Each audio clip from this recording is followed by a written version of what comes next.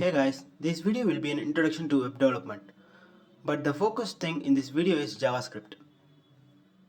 JavaScript is a client and server-side programming language which basically makes the web pages as dynamic. In JavaScript, HTML DOM elements can be accessed by an object called document. JavaScript variables will be created to access the DOM elements by their ID, tag name, class name and CSS selector by using the respective methods inside the document object, which is accessible in JavaScript. Instead of creating the variables, the HTML element can also be accessed if it has ID attribute. This is because the value of a ID attribute for all elements are made available as properties of the global window object. Since window is the global object in the browser, it is accessible as global variable.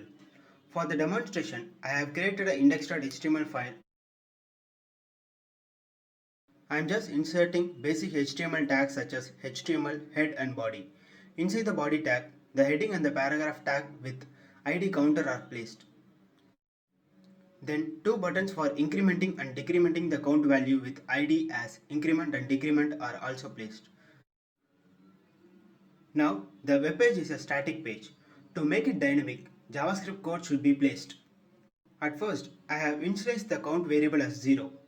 Then the variables for the DOM elements are created by document.getElementById. by ID. The respective ID will be given as the parameter. We can also use document.querySelector with the ID. The count value is printed by setting counter.innerHTML. To increment the count value, I am adding the click event listener to the button specified in the HTML. Now the count value will be incremented when the increment button is clicked. Let me create the click event listener for the decrement button also.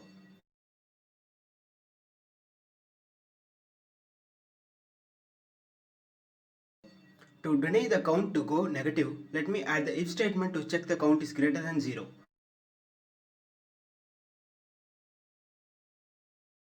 Now I am going to remove the initialization of the DOM elements. Definitely it will throw the error.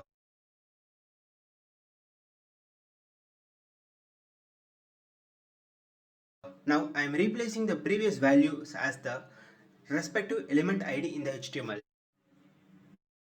There is no error in counter variable. The reason is ID of the paragraph tag is also counter. Increment function is having the error. Now let me copy the ID of the increment button and paste it in the JavaScript code. Now the decrement function is not defined.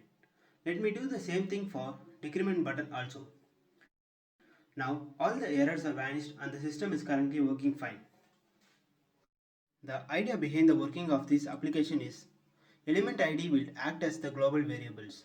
That's why we are able to access the DOM elements without creating any variables.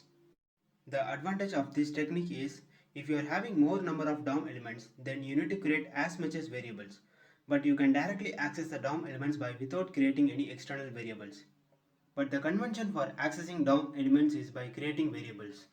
One more factor is you can rename the variable and create any number of variables for the single DOM element with a different variable name. But the decision is yours. You can use any technique to create a web application using HTML, CSS and JavaScript.